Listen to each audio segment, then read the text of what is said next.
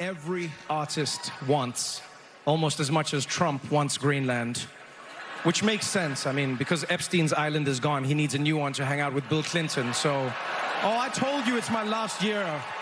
What are you going to do about it? What are you going to do about it? Well, comedian Trevor Noah had those comments, joking about President Trump and Epstein. He was hosting last night's Grammy Awards. We'll see how low the ratings were, but the low blow is generating reaction from the president himself on Truth Social.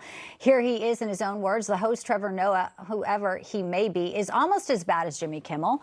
At the low ratings Academy Awards, Noah said incorrectly about me that Donald Trump and Bill Clinton spent time on Epstein Island. Wrong. I can't speak for Bill, but I have never been to Epstein Island, nor anywhere close. And until tonight's false and defamatory statements, have never been accused of being there, not even by the fake news media. He says, I'll be sending my lawyers to sue this poor, pathetic, talentless dope of an MC and suing him for plenty of money. Let's bring in now senior judicial analyst, Judge Andrew Napolitano. Judge, good to have you in.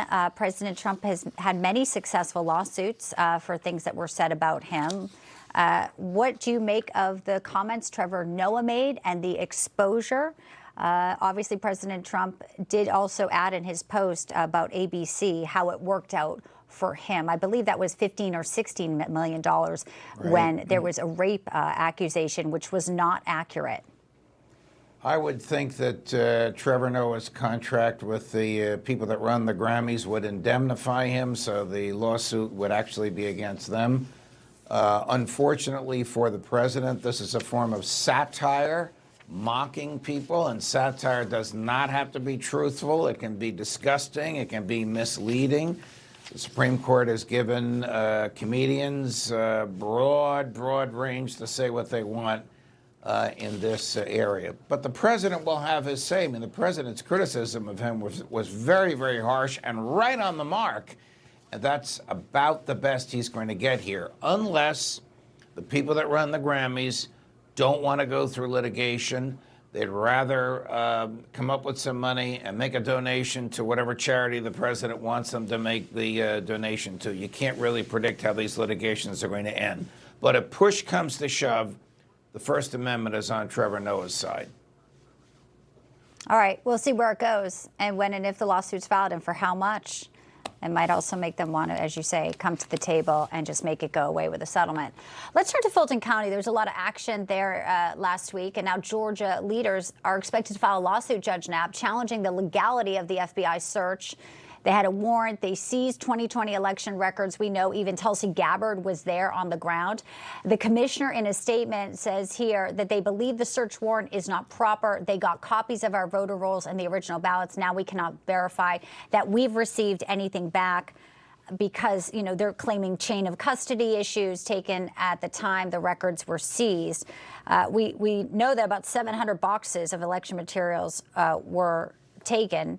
It's all about the voters in 2020. So do they have a claim here? You know, it's a bit of a head scratcher, Bianca, because the FBI investigates crimes. And yes, tampering with election results is obviously a federal and a state crime, but the statute of limitations for both is 5 years. You're talking about the 2020 election, which is more than 5 years ago. So I don't know exactly what they could have been looking for. And I don't know why Director of National Intelligence Tulsi Gabbard was there or why she arranged for a phone call between the president and the FBI agents that were on the scene. Now, if you ask if the search was legal. The search was pursuant to a search warrant signed by a federal judge. So on its face, it is legal. I'm assuming, I haven't seen the warrant and I haven't seen the affidavit that was given to the federal judge, but I'm assuming the FBI took only what was authorized in the warrant. If that's the case, then it was legal. But all of this is going to play out before a federal judge once they file that lawsuit.